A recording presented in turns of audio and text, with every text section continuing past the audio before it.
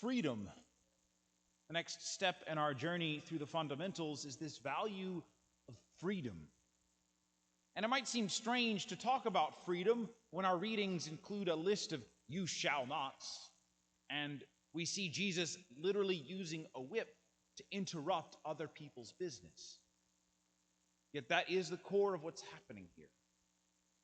Our first reading should sound pretty familiar. It is the Ten Commandments, given to Moses on Mount Sinai after God used Moses to free the Israelites from slavery in Egypt.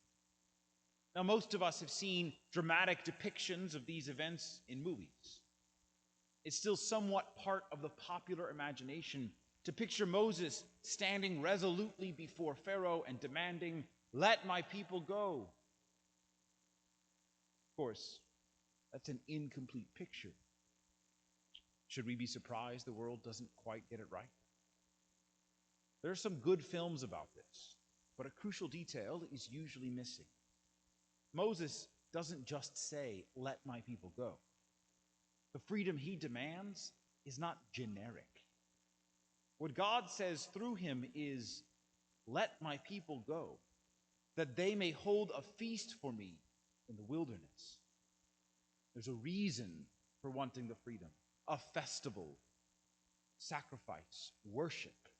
God demands the freedom of his people to worship him. Now we know the rest of the story of the plagues and the escape, the parting of the Red Sea. When Moses brings God's people to the mountain, they get to worship God, and he gives them the Ten Commandments, a distilled version of the freedom God desires for his people. To the modern mind, it's a contradiction to say that rules make someone free. But we focus too narrowly on the "shall not," missing the wider picture.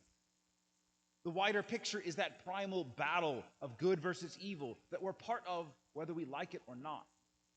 The wider picture is the reality that disobedience is what started that battle in the first place. That obedience is the only sure way to conquer evil. We tend to like to think of ourselves as autonomous, like gods, able to determine for ourselves and the world around us. But that is an illusion that really only works for people with enough wealth and power to avoid harsher realities. Whether we like it or not, our freedom, our ability to choose, is really just the ability to choose what we obey. Because we will obey something. Decisions don't happen in a vacuum. Every decision I make is in relation to someone or something. I decide to cooperate or not cooperate with this person. I decide to work with some law of nature. I decide to resist it. I do what I want is really a decision to obey blind psychological and biological forces. Some good, some bad. Freedom from something isn't real freedom unless it is freedom for some purpose. And to cut to the chase, freedom exists for the sake of love. We are free so that we can choose to love.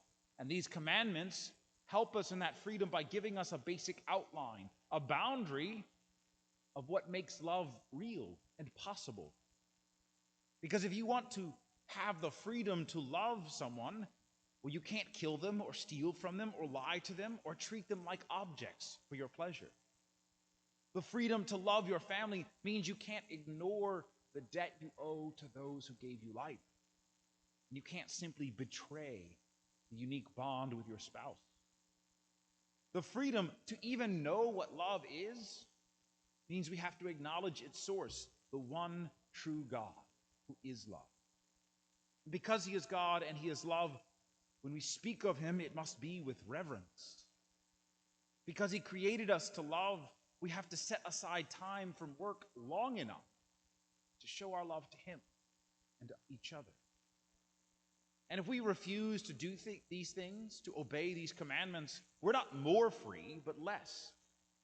Obeying the commandments does not rob us of freedom, but equips us with the discipline needed to genuinely love. Cannot forget, all 10 of these commandments are part of God's demand that his people have the freedom to worship. God desired this worship for us so badly that he upended the Egyptian kingdom just so he could give them the chance. Jesus does something similar in the gospel. The cleansing of the temple is a favorite story for people who want to justify their anger. And there is such a thing as righteous anger, though most of us fall short on the righteous part and long on the anger part. Why, though? Why was Jesus angry?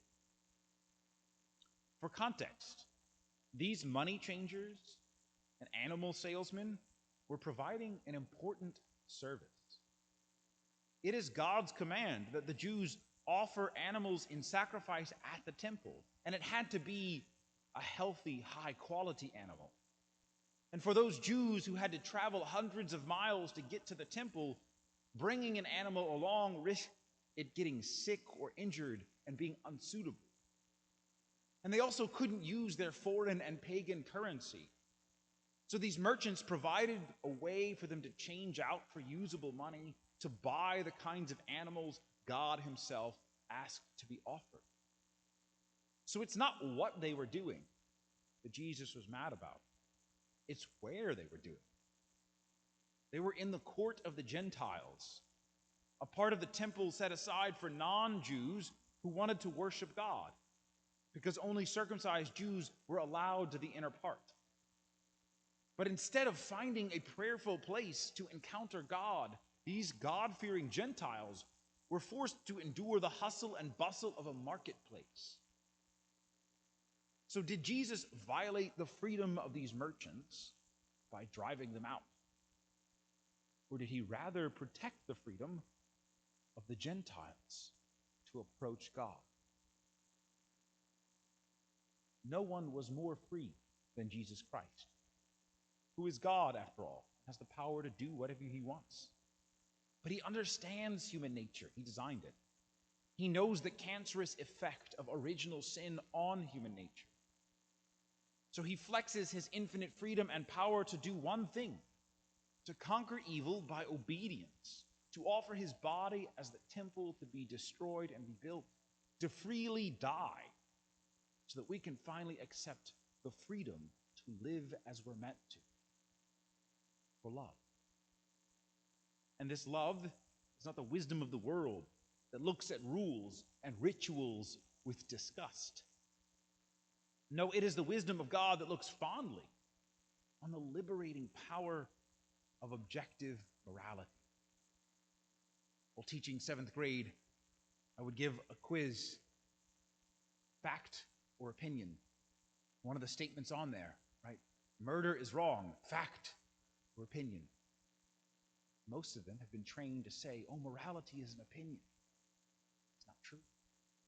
It is a fact. Morality is objective, and there's a liberating power, a certainty, a stability that comes from that. We see freedom in that, not restriction.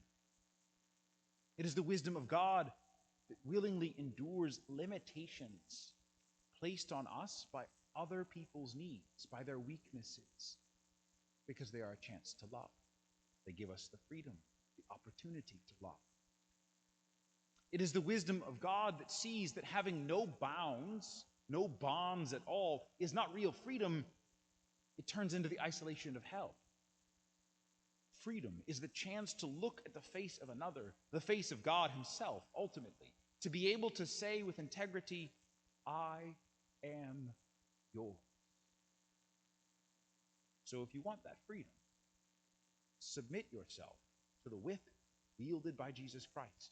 Let him drive out your sins and errors and misconceptions through penance, and teaching, and prayer. Allow him to cleanse your soul so that it is not a marketplace, as the world would have it be, an exchange of goods and services. Allow him to make your soul into what it's meant to be, his Father's house.